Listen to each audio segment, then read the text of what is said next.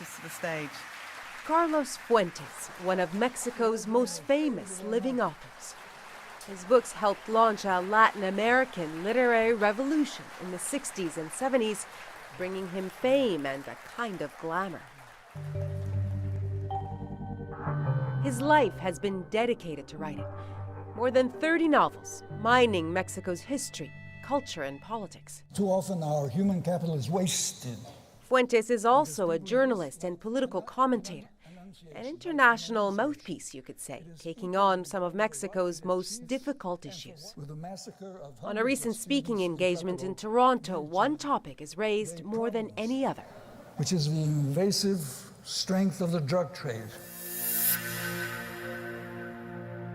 The intense drug war in Mexico has been front and center and deadly. More than 40,000 people have been killed since the government decided to take on the drug cartels. President Felipe Calderón became the first to declare war after taking office 5 years ago, deploying the army in place of local police to enforce the law.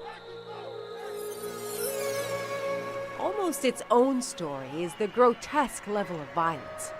Mutilations, hangings, and beheadings, as though one gang is trying to outdo the other with ever grislier acts.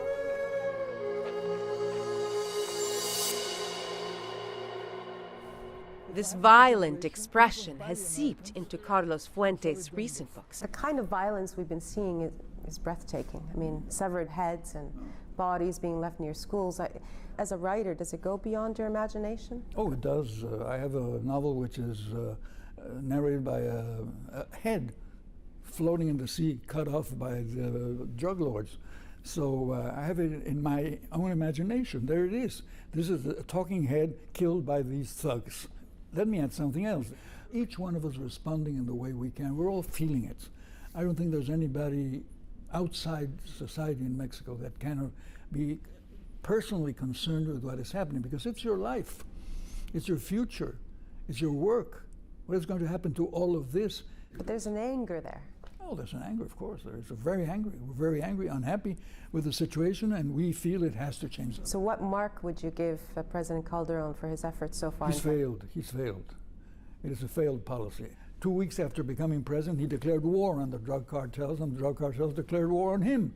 So it's an open warfare which, out of each 3 battles, the government wins 1 battle and the drug lords win 3. That is a failing proposition, a failed proposition. So I think we should look for other ways. What are your worst fears for your country? For my country? Mm-hmm. It is the lack of government, the lack of authority, the loss of authority. And if the government and public office loses authority, you're giving it to criminals. Criminals will take over, and that is their aim.